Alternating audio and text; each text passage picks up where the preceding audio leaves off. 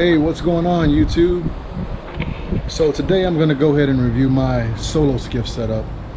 Show you guys how I have it set up for fishing, or at least it's the style of fishing that I like to do. I'm in Texas, so most of the time I'm fishing in the marsh, 1 or 2 feet of water most of the time. So I'll go ahead and show you guys how I have that set up. Yeah, so let's check it out. All right, here we go. So we're going to start from the bow of the solo skiff and work our way towards the back. So first up, we have on the bow is a Minn Kota power drive riptide trolling motor, saltwater version. It's a 55-pound thrust, 48-inch shaft. Shaft is cut down about 14 inches, so it's about 34 inches right now. Works really well in 1 or 2 feet of water, sometimes a little less than 1 foot of water. But yeah, that's what I use to get around in the marsh. And then that is linked up to a 40 amp hour Bieno Power lithium iron battery, which is under the seat, which I'll show you here in a second. I'm running the power cable through my hatch, which is a 6-inch hatch I found off Amazon. I forget the name. It's not a Hobie hatch, but it's not really a brand name, but it works decent. I mean, every once in a while I'll see like a few drops here or there of water inside the solo skiff, but nothing to be concerned about. And I've been in some pretty sketchy water at times. And then next to the hatch I have some navigation lights that I kind of mounted on, just double-sided tape along with shoe goo. They stay on pretty well with that setup, so I do like using the double-sided tape shoe goo combo on certain things that don't require or don't get a lot of force exerted on them. Moving towards the middle, I have a net because I like to actually use some light line, and so I can't really boat flip the fish sometimes, so I got to pull them in with a net, a floating net. I don't really have anything inside the front live well or cooler. I do throw fish in there sometimes if I catch some fish that are keepers. On the side I have my bending branches carbon paddle just for backup if the motor or the trolling motor fails. Locking that down with my Railblazer paddle keeper on the Yak Attack gear tracks. Keep moving along. On both sides we have the Hobie H-Rail just to mount some accessories. I do have one of the H-Rail accessories, which is the Railblazer rod holder, along with the Railblazer port. I forget what they're called, but they're star ports, I guess, if you want to call them that. Keep moving towards the back. I have some more LED lights in the back, so that way I can turn those on if I need to see the motor if I'm in a non-lighted area. Also keep a bungee going across the middle, and the reason why is because I don't have an actual external fuel tank.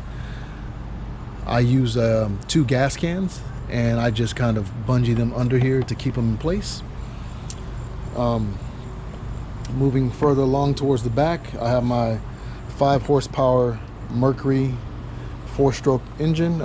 It's a 2016 model. I've had it for quite a while. Works pretty well still. I get about 12 to 14 miles per hour, even with the trolling motor on the front. May need to tune it up here soon, but so far it's been pretty good and reliable, so knock on wood there. And I do have that sitting on a 2-inch lift transom. These transoms work pretty well in the marsh. I mean, I've been on my motor in like less than a foot of water, and those 2 inches do help out, just to kind of get you going if you're in shallow water in the marsh. I do have another rod holder back here, which is also a Railblazer on some Yak Attack gear tracks. And if we keep coming to the back, I have my transducer mounted back here. We'll take a closer look at that. It's for my Garmin. I have a Garmin Echo Map 74, I think it's UHD side view, and this is the transducer. And so normally when I get on the water, I just flip it down, and then once I'm done I just flip it back up. And as you can see, I have these aluminum plates here that just have a hole drilled in it, and it's using the existing screw that's in here to hold in place. And then I just run the line through the Solo Skiff using the actual through hole fitting that was provided with the transducer. Yeah, you'll see some markings here. This is just some stuff that I'm working on for another part of this Solo Skiff project to mount my power pole, and I'll show you guys a video of that soon once I'm done. Should be pretty neat, which is why I also have the same plate on this side to get that started. Moving right along, I have 2 more rod holders on this side on some Yakutech gear tracks, and the reason being is because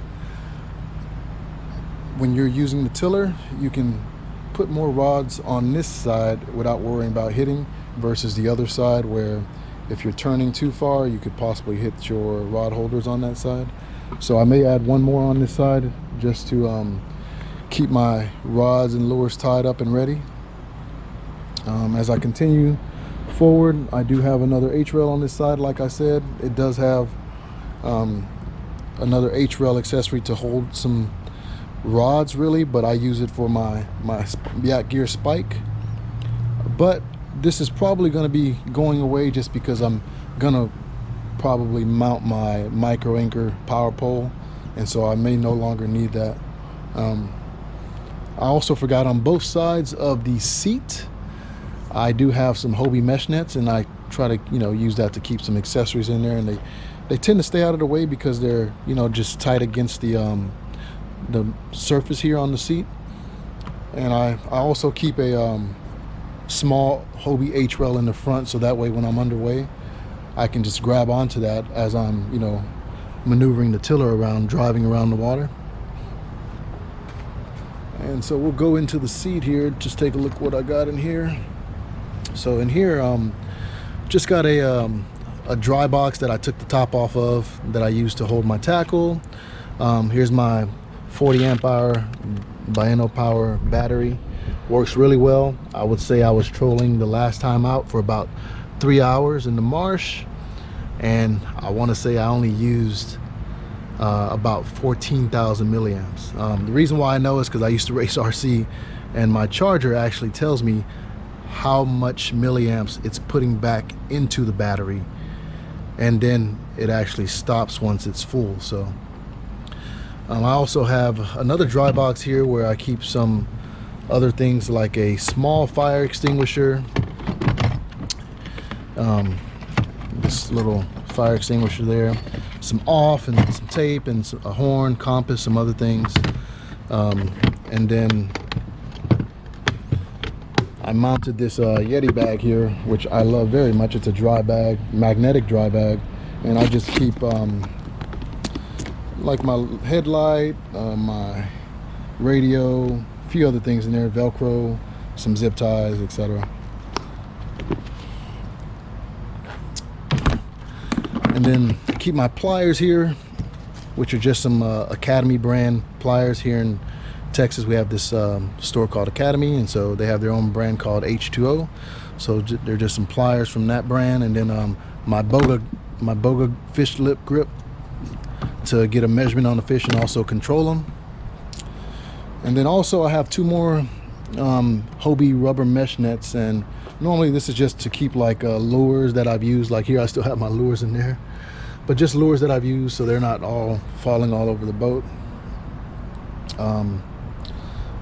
And then right here I have my tie-off cleat or zigzag cleat, along with my quick cleat, which is for my trolling motor as I pull it up to stow it so I can start getting underway. I do have another LED light here just for lighting up my cockpit, just in case if I go out before dawn or at night.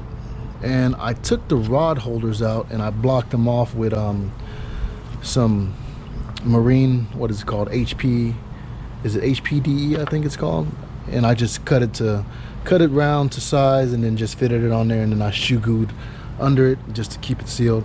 I really don't use those rod holders that come with it, so that's why I kind of blocked them off, and I ran my LED wires through that.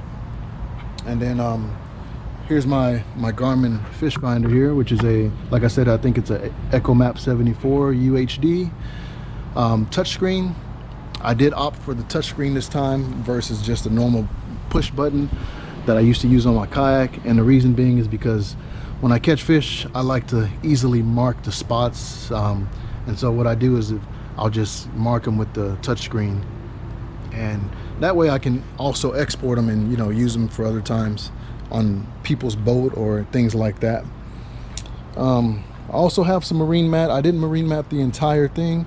I just marine matted certain spots where, you know, I felt like I would make noise, and so I have the hatch marine matted, the seat where I sit, and then also the cockpit where I put my feet and stand up. Those are all marine matted. Other than that, I think that's pretty much it.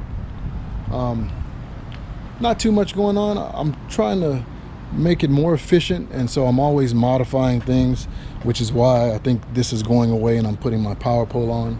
So I'm working on a mount for that. And other than that, I mean, I take my rods out with me. I have 5 rods, or sometimes 4, depending on how I feel. So I carry a Shimano Stratic, 2 Lew's custom lights, and then also this is a new JDM reel a friend of mine turned me on to throw really light lures, but it's a Shimano Scorpion. Can't get these in the American market. You have to actually order them overseas to get them shipped over here. So, but yeah, that's pretty much it. Other than that, I mean, that's all I have. So hope you guys enjoyed that, and you know, hopefully gives you some ideas about how you want to set yours up, or, you know, you can comment, you know, on some things I can do better to make it more efficient as well. So yeah, appreciate your time.